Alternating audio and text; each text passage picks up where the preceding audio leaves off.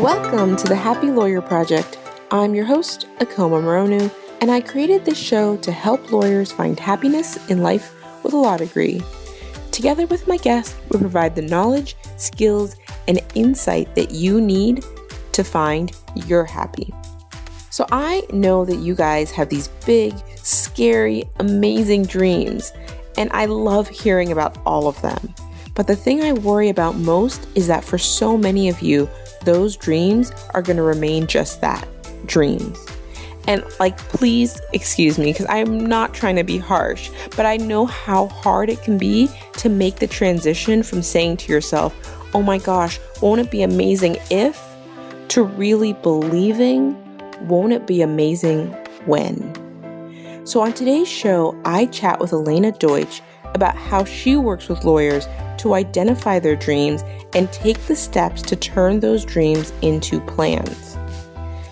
This is actually Elena's second time on the show.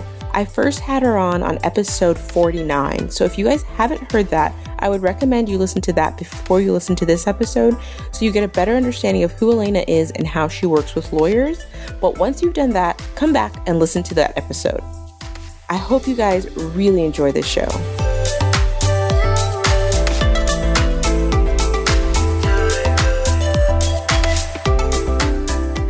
Guys, welcome back, and I want to share a warm welcome back to the Happy Lawyer Project, to a guest I've had on before. And for those of you who haven't listened to Elena's first episode on the show, I'd recommend you go back to episode 49 to get her full story. But for today, Elena, welcome back to the show. Thanks, Akoma. I am so excited and happy to be here. So why don't you start with just a little update on who you are and what you do for those of us who haven't spoken to you in a while or maybe haven't heard the episode in a while. Great. So I help women lawyers who feel stuck and unhappy, and they want more fulfillment and meaning and joy in their careers and their lives. And what a noble way to spend your time. You know, I think that I love that it's not just about career, it's about really how you spend the days of your life. Yes. And so it's been a while. In that time, you've had a chance to work with, I'm sure, dozens and dozens of associates and different attorneys who are making that decision about how to be more fulfilled. So let's dive right in. I mean, what have you learned? What have you seen? Kind of what are your clients facing right now? Well, so much. I've learned so much, and it's one of the joys of having your own business is that you get to learn from the people you want to serve, how to serve them better. So when I started, I listened to my old podcast, and I just was developing this online course, and I did, but that wasn't enough. So I've learned that people need more one-on-one support through coaching and also through building community. So I now have an online course, and I offer more or less one-on-one coaching with me, and we do group office hours, and I'm starting to do live events and retreats even where some of my clients, like one lives in San Francisco, one lives in Philadelphia. They've developed a friendship, and we're going to do a retreat in May where they're going to get to meet each other. So that's one way in which I've learned. I also have learned when I started, I was really focused on associates. And of course, I am serving many associates, and my associates are, I'd say, the widest people who are really suffering in their careers and lives and are really benefiting from the work that we're doing together. But now I'm serving all women attorneys, from associates, junior associates, to partners, and also people who've actually stepped away from the law too, and have taken a break for whatever reason, and now really want more clarity and guidance and support to figure out an intentional and meaningful next career step. And do you find that primarily people are looking for ways to rethink about their career in the law, or are they thinking about ways to rethink their career out and leave the law? It's both. It's really both. I think one of the things I've learned is that even when people choose to leave the law, they maintain their bar status and they go to CLEs, and they can use their law degree. Often if they're starting a business, they maintain their lawyer status and what they need to do. And some, like I've got this one client she just left her firm the other day. I mean, it was her last day, but she's continuing to work for them for 6 months to finish up a big deal and project. And she's starting her own firm on the side. And then she's also starting her own camping business. So, people are doing all sorts of really interesting things. And some are going in-house, and that's what they want to do. So I really just love helping people get clear on what it is they want. And they have full permission to either stay, go in-house, or go somewhere else to government, or do something else entirely. And it's really fun to watch that. I think that's so exciting. I was actually speaking to a friend recently who had been at big law. We went to law school together. She'd been at big law. She decided to make a big jump into a startup in an in-house role and ended up not being in alignment with kind of the rest of the senior leadership team. And so she actually now went back to her old firm, but on a part-time basis because the hours work better for her. And when she told me that story, and she'll know who she is, but I won't share her name or name for her, privacy reasons. But when she told me that story, it just reminds me that things are different than they used to be, and that those days when you couldn't go back to a firm, or when there was really only one option to be at a firm, and things were just more black and white in the profession, and really in the work, I think in the way we work in every profession, in every industry, is changing so quickly that we need to think more creatively and be open to more creative solutions, both as lawyers and as law firms and consumers of the law. Yes. And I'm so glad this is coming up early, because this client who just gave notice, she's in the Bay Area. And as soon as she gave notice, they started offering her all different ways she could work differently for them still. And I think so many associates, men, women, who want to make a change, and they don't think they can because it doesn't fit within the structure.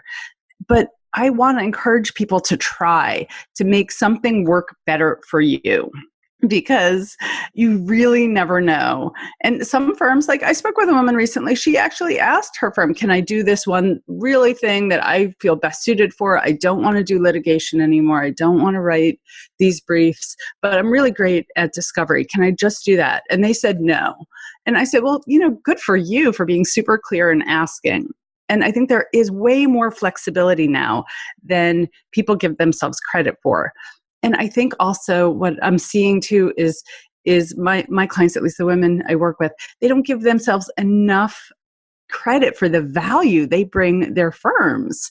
And when they're ready to go and they're like, I'm out, that's when the firm is like, but wait, we could do more. We could figure something else out. So I just want people to know you have more power than maybe you give yourself credit for. Yeah, I mean, I want to highlight two things that you said in there. The first is that sometimes you'll ask and they'll say no. And that's fine too. That's not what we're trying to say here, is that everything is possible, but more is possible than you probably are thinking about. And there's only one way to find out. And the second thing I think that you said that's really powerful is that sometimes you need to be one foot out the door, but that doesn't mean you close your ears and your eyes to what's possible. Because I think sometimes people build up so much courage around leaving the firm, and when they're like literally being thrown everything they could possibly want, they've already made the decision that they can't even hear it, because it took so much time to get to the point where they were able to say, I'm leaving, that they can't think about staying. Right. And I think there's so much woven together for people in terms of their identity and the prestige and the money, and it's all they've ever done. And when they do, build, because it doesn't happen overnight, right? I don't start working with people and they leave the next day. It's a process of rebuilding from the inside and discovering who they are and calming those inner critics and those negative voices and those shoulds, so that they can look at, and we talked last time about curiosity, about what they're curious about, what they're interested in, and explore those things and explore that, pipe dream of a business that they want to start. So once they've, kind of really done that work, and then they do build, like you said, build up the courage to leave the firm, they really have made a commitment to themselves. So I think there's a lot more for me to learn. about helping people leave in a way that's easier and not so dramatic too. Yeah, I mean, so I'm going to share a little bit about my story, because when I left Big Law, as I've shared many times, it wasn't something I'd wanted to do. It was I was really recruited by somebody who I really respected and felt would add a lot of value to my professional career as a mentor. And, so I trusted him with my career in a lot of ways.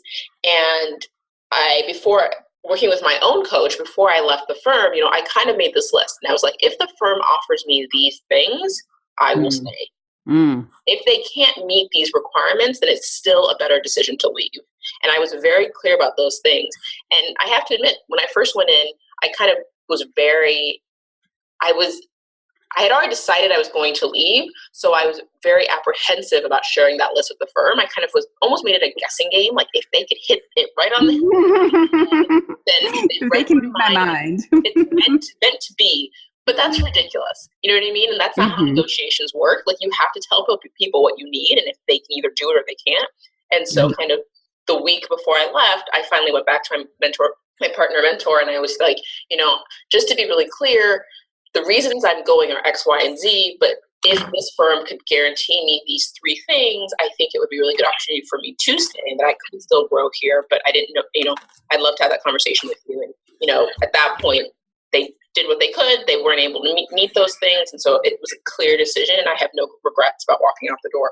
That's great. And, you said you got clear on what you need from the firm, and like in a negotiation, you have to be clear about what you need. And in my work with women, I'm giving them permission to actually really go for what they want. So it's in what they want, even if the firm could meet a list of things that would make it way better for them. If in their heart, they know they really don't love the work. And that's a lot of people who come to me, or they're like, I've made a lateral move. I've tried different practice areas. I've gone to different kinds of firms. This is not for me. And I just don't know what else I want to do or could do. Or they just feel like they're really not living up to their potential, and there's something bigger that they want to do in the world. So that's like a really big desire within them. Even if a firm meets those whatever checklists they have, it's not going to scratch that itch.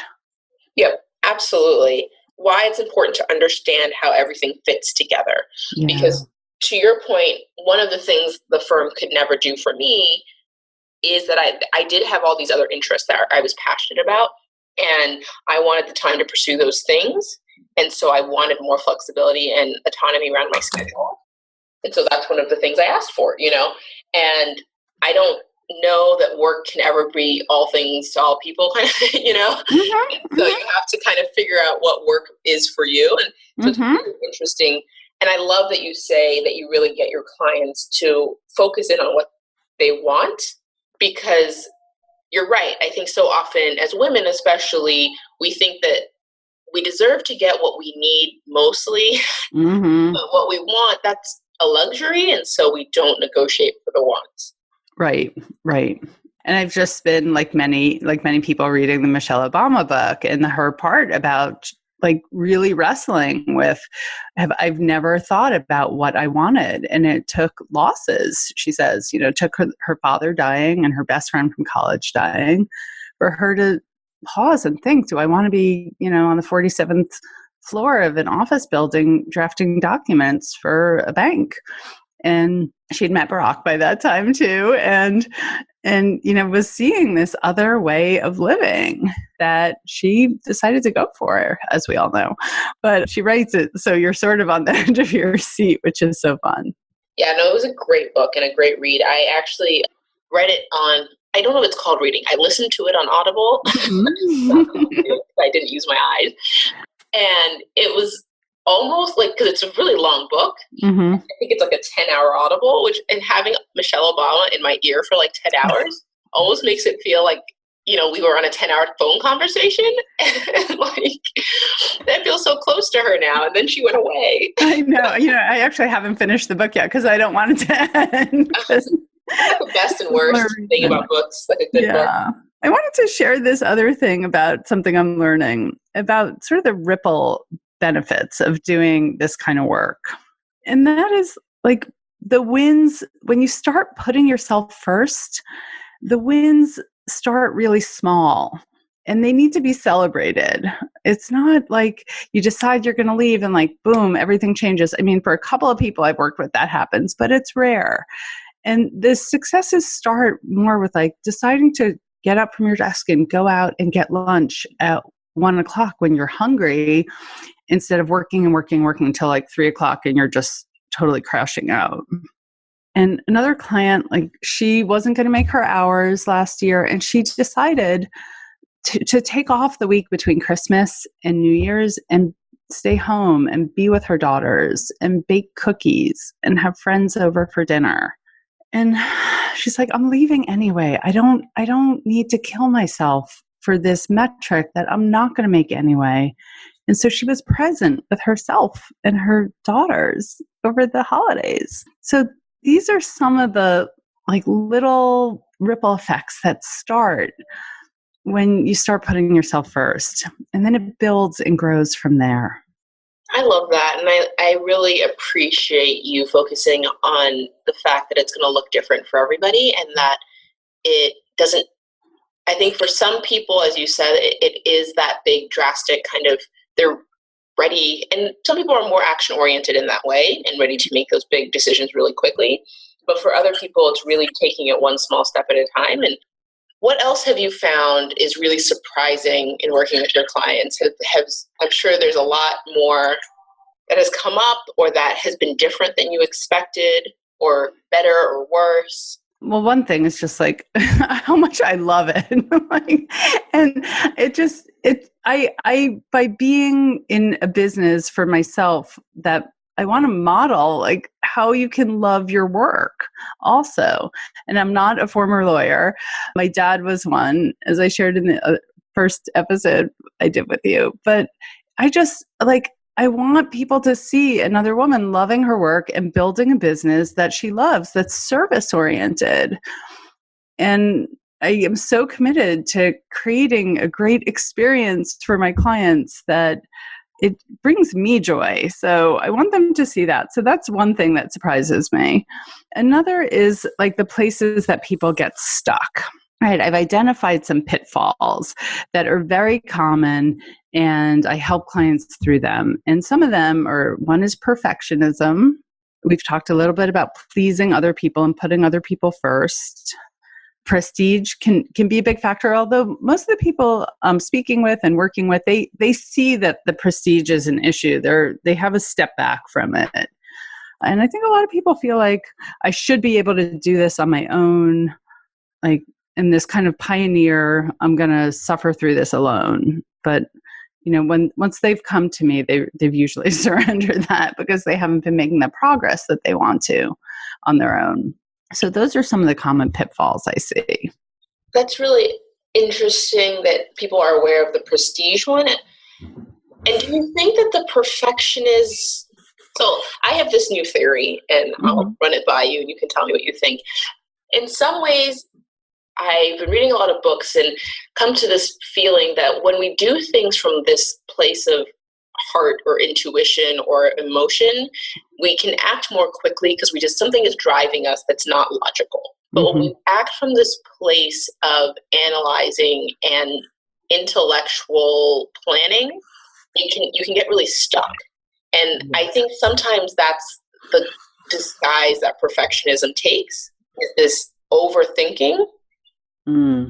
And I think for a lot of lawyers whose job is to be really good at research and thinking, they think this is a problem that you can think through, that you can research your way to the answer, and that you don't have to get to the point where you just get in touch with how you feel and act on that feeling. Because I think at some point that's what it has to be. There's always going to be a gap, no matter how small you can get it, between where you are and where you want to go. And at some point you have to take that jump. And we're trying to close the gap so small that it's a small step. But sometimes even that small step is going to feel too big, but the gap is never going to close completely. That's right. That's right. Oh, there's so much in what you just said. Okay, so I wanna go right to the heart of what you just said, which is about following the heart and the intuition, and how overanalyzing, well, not even just staying in the conscious mind and arguing with yourself and debating and trying to research and get more information is, I agree with you. I think it's where people get stuck. It's where a quote I share from Marie Forleo, who's an amazing online teacher, and she teaches online marketing and how to create an online business and life that you love. And you should definitely link to her in the show notes. She says, that we learn by taking action. Insight comes from action, not thought. So, and I tell my clients sometimes, like, no one springs from the head of Zeus fully formed except Athena. Like, you have to take action to learn, and each action teaches you something, and then you get more information. And especially if you're connected to your heart and you're following your body's wisdom and your intuition, then you're on a path the next step will appear. And I know that might be a little woo-woo for some people, but it's the truth. It is what happens. And we also, like, I love what you're saying too, because I'm starting in my work with clients more to leverage the subconscious, because if we stay, about 90% of our results actually come from our subconscious, from our limiting beliefs, from our programming, from, whatever stories we have been habitually telling ourselves. So part of the work is about becoming aware of all that, and then telling yourself new stories, telling yourself, I can do this. I can open my own gift concierge business because I'm smart and capable, and I did all this for years. I passed the bar. I was a lawyer in big law for 8 years. I can do anything. So there's a lot to work with in terms of the body and the heart and emotions. I agree. And I'm sure you've had clients who come to you and said that they just don't know. Like, they don't know. It's been maybe never, maybe too long, but they just haven't spent a ton of time listening to what they want because they've been so driven by what other people have told them they should want.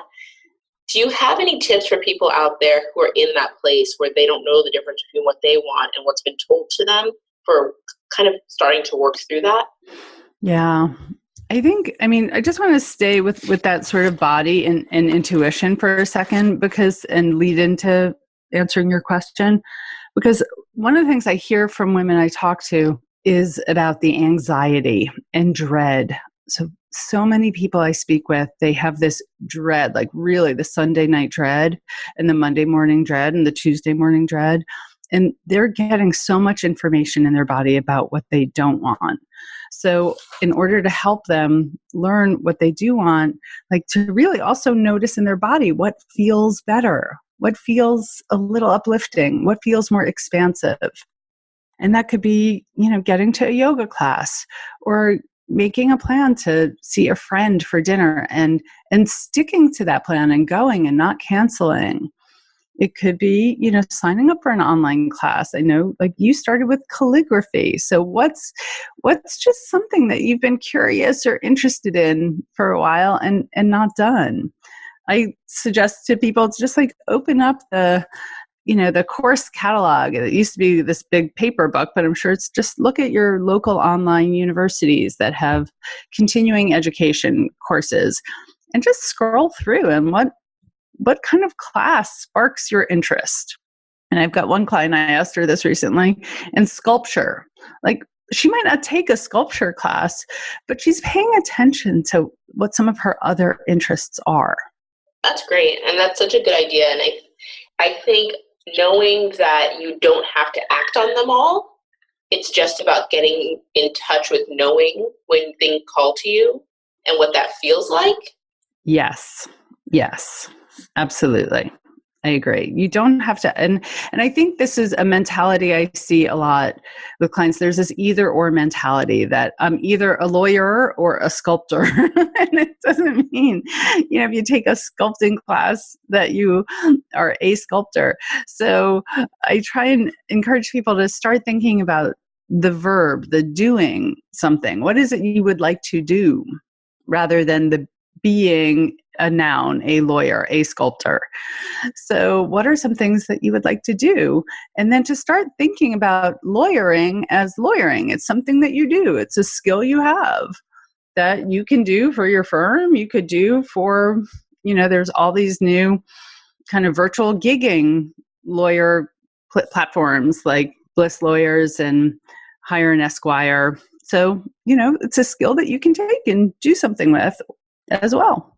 That's so smart because it also moves lawyers away from kind of identifying with being a lawyer, because it's so much harder to think about stopping being who you are or being something that is so core to your identity versus stopping something you're just doing with your time. Yeah. So I hope that tip is helpful to people, those tips. That's very helpful. So I also wanted to touch on something else, transition a little bit before we kind of jump into the next segment. And I know that some of you may recall on episode 103, Dave and I, we were talking about the details of how him and I align our goals and our dreams. We hold these quarterly dream retreats, or we call them alignment retreats. And I understand that you and your partner decided to try something similar. And I'm always so interested to hear how this goes for other people, because to be honest, I've been surprised by how interested people have been in these. Dave and I have been doing them for 4 years now. And so to me, it's just like I assumed all married people. No, most married people do not do that. And it was so, oh my God, so inspiring to listen to that episode. And I shared it with my clients, and at least one other client is doing it. In the next couple of weeks too. So you are having a huge ripple effect by sharing that. So yeah, my wife and I have been married for since 2002. So a long time. And we've been together since 1999. So we've been together 20 years this year.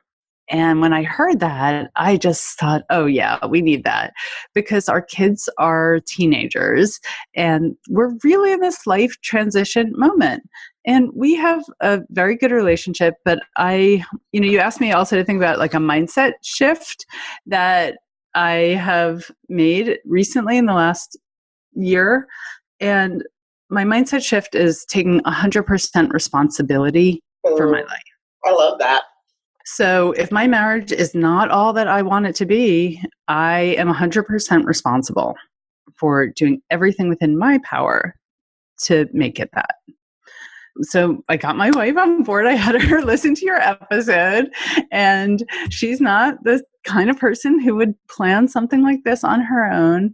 And we created an agenda that worked for us. And I'm happy to share it with you for you to share with listeners if that's a value.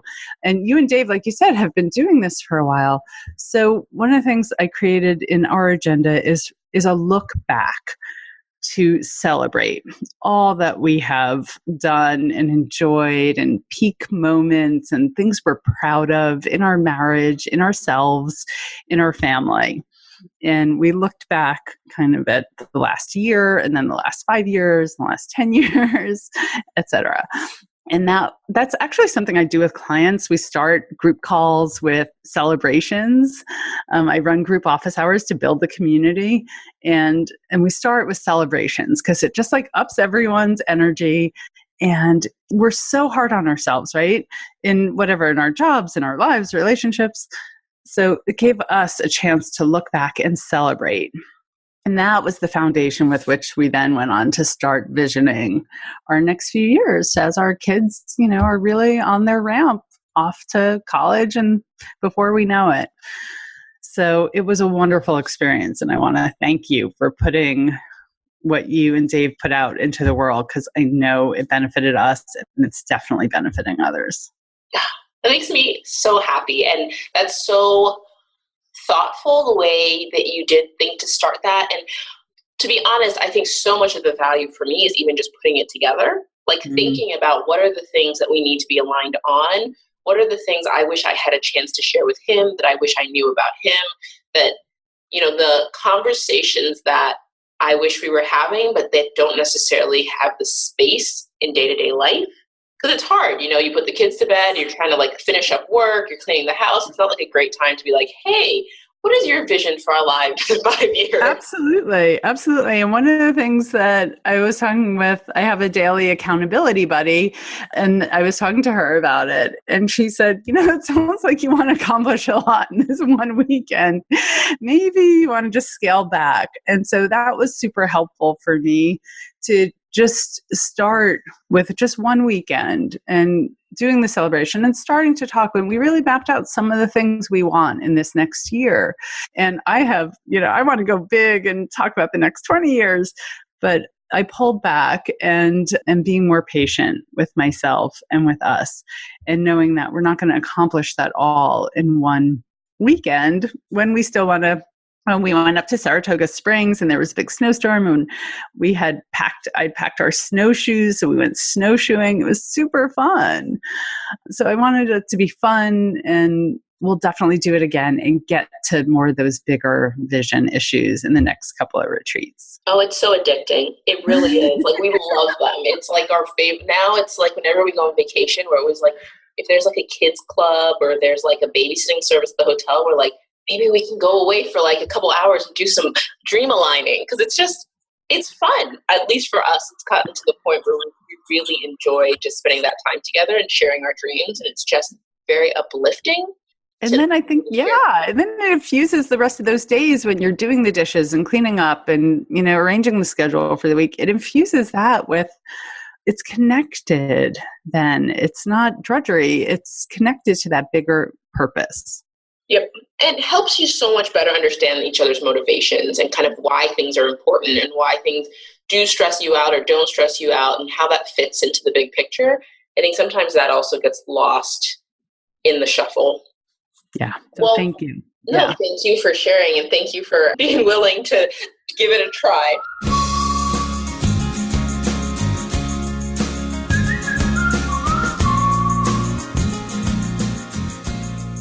I've started a new segment on the show since the last time you've been here, and it's called the Happiness Hot Seat. And these are just things that I'm always curious about but don't always get built into the show, so I just want to add them to every show. So, you ready? Yeah, I'm ready.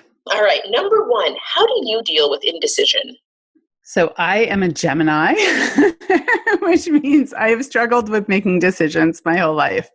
And as an entrepreneur, I have learned, and coaches have taught me, that you have to make quick decisions and keep things moving.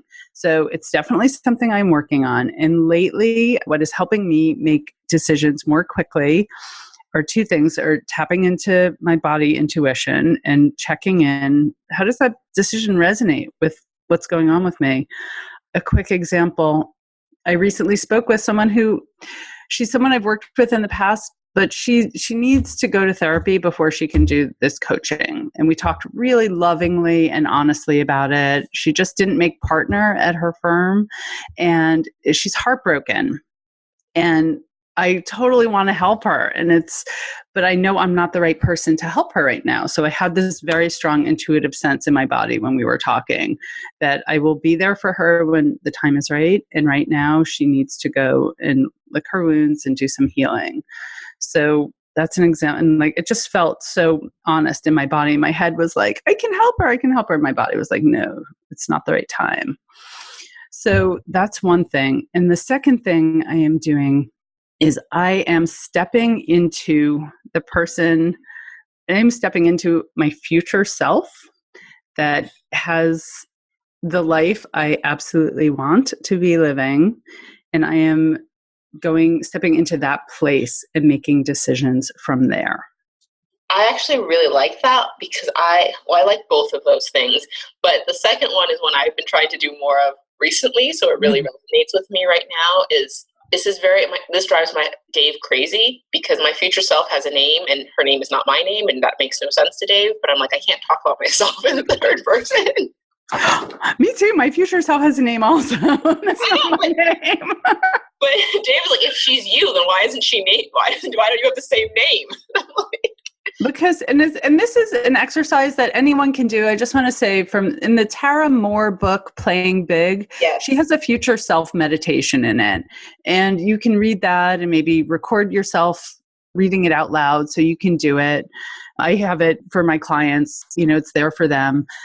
But it's, you can do this too. And that's how I found that she had a different name than mine. She said, ask her name. Yep. So I recommend that resource if this is appealing to you at all. And this is also where I'm leveraging my subconscious. So I have created index cards that I read morning and night with, my goals on them. And one of them is, I am embodying my future self because I read them in the present tense. So I am the owner of a multiple six-figure business that is serving women lawyers with joy and love. And that's the future self I'm stepping into. I love that. Okay, sorry. I'm so terrible at making these quick fire. How do you prioritize your own number one? Okay, go ahead. Yeah. Number two, how do you prioritize your own happiness? That's also a good question.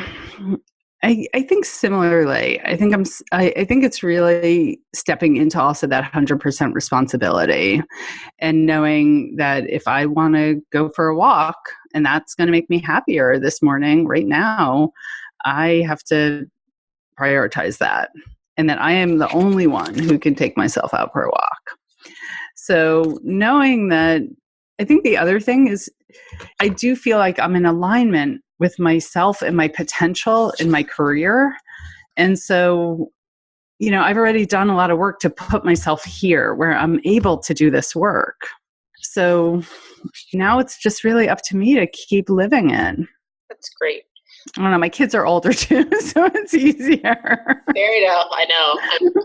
I slept 10 hours last night and I was like, wow, this is amazing. I can do anything today. Number 3, what mindset shift has transformed your life? So I've already shared the 100% one. So I have one more that I want to share, which is I went to a retreat at Kripalu, which is a yoga retreat center in the Berkshires last year, and heard Elizabeth Gilbert speak, author of Eat, Pray, Love, and more. And she said this thing that really blew me away, which was, no one cares. And I was like, what do you mean? She's like, no one cares what you do. And I was in my head because she's saying it to hundreds of people, not just me, but I felt like it pierced me very deeply. Like, of course people care what I do. And she says, everyone is so busy with their own lives and their own priorities. No one really cares what you do. I mean, of course, the closest people in your life care, but on their deathbed, they're not worried that you quit the law firm. They're not worried about you. They're worried about their own stuff, their own life. So I found that extremely liberating, and that it's helped fuel me to go for what I want and play a bigger game in serving and reaching out to women who absolutely benefit from my services. I love Elizabeth Gilbert. Number 4, you've named a couple of books already, but can you name a book that has truly inspired your journey? Yes. I'm a huge fan of Jen Sincero, the You Are a Badass diva, who now has 3 books. And in particular, the You Are a Badass at Making Money has been transformative for me in helping me heal and deal with my relationship with money and bringing some of that to my work with clients too. Great choice. I'm actually running a Lawyer Money book club this year, and that was the first book of the year. So great choice. Number 5, what do you think separates happy lawyers from lawyers who struggle to find happiness in life with a law degree? And I know I've asked you this before, but has your answer changed? I listened to my answer before, and I think my answer is similar but a little bit different. I think there's 2 pieces of it. I think there's one is to choose not to listen to the shoulds, to the what other people think, to I'm letting anyone else down. This is really about learning how to put the oxygen mask on yourself first. And so really choosing not to listen to those shoulds and then decide to put yourself first. Love it. All right. So we are going to wrap up. But before we do, I do have a listener question for you. Give me one second while I look it up on Instagram. And so this is a question from Sarah. And Sarah asks, when is the best time in your career to transition out of big law? And I suspect this has to do with that belief that people have that there is a, time, maybe 5th to 7th year where you're primed for leaving, but then after that, it's really hard, or it's impossible to make a transition as a partner. I think there's all these beliefs about when is the best time or a good time to transition out of big law. What are your thoughts? Well, first of all, thank you, Sarah, for the question. You're not alone with this. And I think there is a more nimbleness for people who are 2nd through 5th years. So there, I think there is a lot of nimbleness there. And I don't think there's any one right time for everyone. So if you are feeling that call, then that's information. If you are feeling like I am not living up to my potential here, there are other things that I want to do. Doing this is making my stomach be in knots. Doing this is causing me anxiety. Doing this is making my hair fall out, which is what I've heard from some people. If you are feeling trapped and uncertain and you want to really, and I was thinking about the word potential, and the word potent is right there in the word potential. And if you want to live a life that's more potent, that's more meaningful, that feels better, then it's a great time.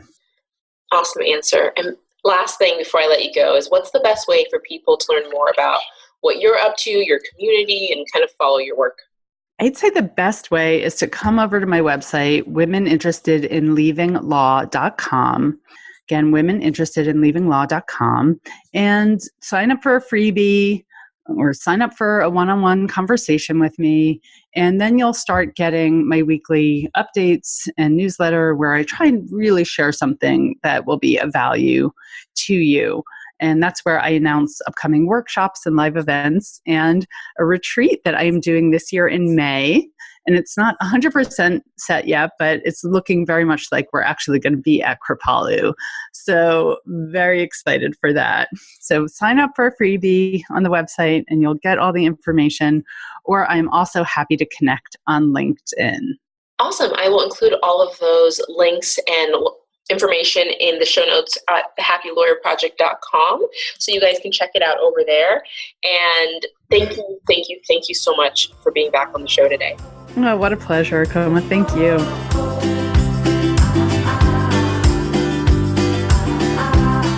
Thanks so much for listening. And if you got value out of this episode and you think there's someone else who might enjoy it, I'd love for you guys to share. And if you have any questions for me, please head over to the website at thehappylawyerproject.com and you can leave me a voicemail right on the website. When you get there, you'll see a little tab on the right hand of the screen and you can click on it and leave a voicemail there. I absolutely love hearing from you guys. Last but not least, if you enjoy this podcast and you like the content that I'm bringing to you guys and you haven't done so already, I would really encourage you guys to head over to Apple Podcasts and leave me a rating and review. That's all for this week. Thanks, guys. Thanks for listening.